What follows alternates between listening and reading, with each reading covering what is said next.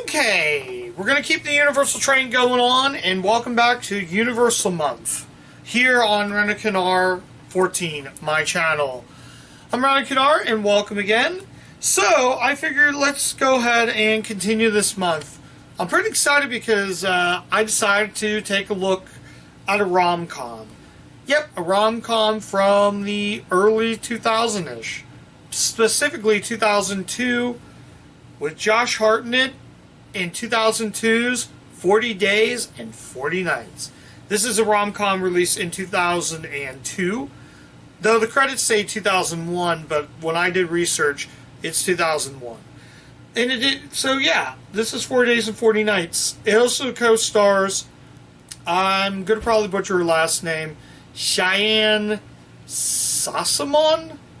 She's the actress from Knight's Tale, going to the back. She's also in a film called Sinister 2 as well. So, yeah, I wanted to check this rom-com out. Yeah. But let's talk about 40 Days and 40 Nights. But if you haven't seen the film, it stars Josh Hartnett as Matt Sullivan. He's a guy who works at the .com forum, and he decides he wants to give up sex for Lent. So he has to do it within the 40 days, 40 nights, hence the title of the film. So, he decides he tells his, I think his brother, who's like, they're in the, I don't know what you call it in church, this like box. So he decides he wants to give up sex for Lent. He wants to do it for like the total of 40 days. So he wants to give up sex, masturbation, phone sex, everything that has to do, all the naughty stuff. So he wants to give up that. So he basically meets this woman. I can't think of her name, but she's played by, as I said before, Cheyenne Sossamon at the laundromat while they're doing laundry. Yeah, that's really what this film's about. It also has Griffin Dunne and Maggie Gyllenhaal. They're not credited on the back. Griffin Dunne is, but it stars Paulo Constantine. I'm going to butcher that. Costanzan? Something like that. He was in Road Trip, from what I've heard. From what I know. So yeah, it was pretty good. Like I said, it was just, it's good. I wouldn't say it's great. I wouldn't say it's okay. It's a good rom-com from that era. It was directed by Michael Lehneman. I'm going to pronounce this wrong. Lehneman? Something like that. He also directed the cult hit Heathers and another Universal film, 2006, Because I Said So, with Mandy Moore and Diane Keaton. So this guy's done a lot of movies. He's done some, not really well-known movies, but he's done some fairly movies you might know. Is that for some reason actually produced by the people who made Notting Hill and Bridget Jones's Diary. Yeah, so I think I said that. Like I said, there are some good parts in this. There's a really trippy dream scene where he has this like dream. It's near the end, but it's like really weird. It's almost like weird as in Family Guy weird. If you watch Moonway's Die in the West, there was another dream scene that was almost similar to that, but it gets strange. So basically he has 40 days to do this. I will say the ending was sort of a cop-out. The ending was kind of dumb, I will say. Again, this isn't a bad movie, but it's good. I wouldn't say it's great, I wouldn't say it's bad, and I wouldn't even say it's okay. It's good. It's a good rom-com from that era. But yeah, Also, funny thing is, just like when I reviewed How High, which was my first review, this is another movie that has the E.T. variant. This time says E.T. the 20th anniversary. I post it all over Instagram, so if you probably find me on there, you'll probably find that post. I think I said what I was going to say. Are there any negatives with the film? I would say the ending was kind of dumb. As I said before, I think the ending was kind of a big cop-out. I thought it was. So, although in the middle of the film they tell you day 1, day 2, day 3, day 4, so you know what day they're in that he has to try to survive. So, he meets up with his boss. Griffin Dunne plays his boss. He works at a .com forum. So, Maggie Gyllenhaal also plays her best friend in the film. She plays a best friend. But yeah, I think I've already said what I'm going to say. It's really hard to really describe about a film. I have a hard time reviewing movies. I'm kind of terrible at that. Now I talked about that. Before I get into the final verdict, I'm going to go ahead and talk about the special features. Unfortunately, you only get 2 special features on here. You get the teaser trailer, which I actually remember the teaser trailer.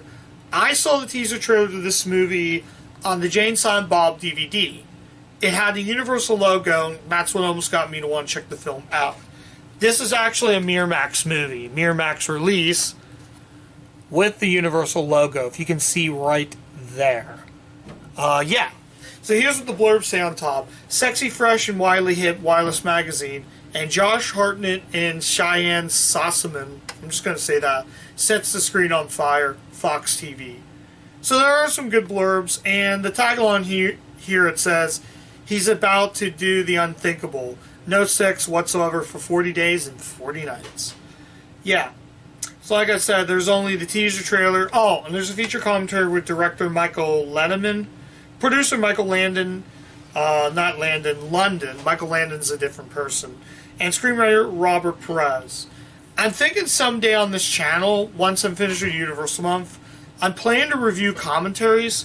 So this might be part of that. I might review commentaries. And someday down the road, I might make my own commentaries, so you might be able to check that out. But yeah, so I said what I was going to do. So, final verdict. Should you see 40 Days and 40 Nights? If you are into rom-coms from that era, like 2000s rom-coms. So, like I said, if you like films like Notting Hill or even Bridget Jones's Diary, haven't watched any of those, so I can't really say if this is right up there too. You'll get something out of it. Honestly, I really just think the movie is decent. It was close to being mediocre, but I wouldn't qualify this movie as mediocre. There are some fun parts, but it's more of a, like I said, a rom-com, a dramedy, however you want to qualify this film. Like I said, I don't know if it's going to make my top list of for Universal Month, what I've enjoyed the best of, what I'm going to list this year. But stick around to that near the end of May. I might come with a list. It's still early, but I like I said, I don't know. Check it out. I didn't really pay much for this. I think I got like $2 from someone at the thrift shop.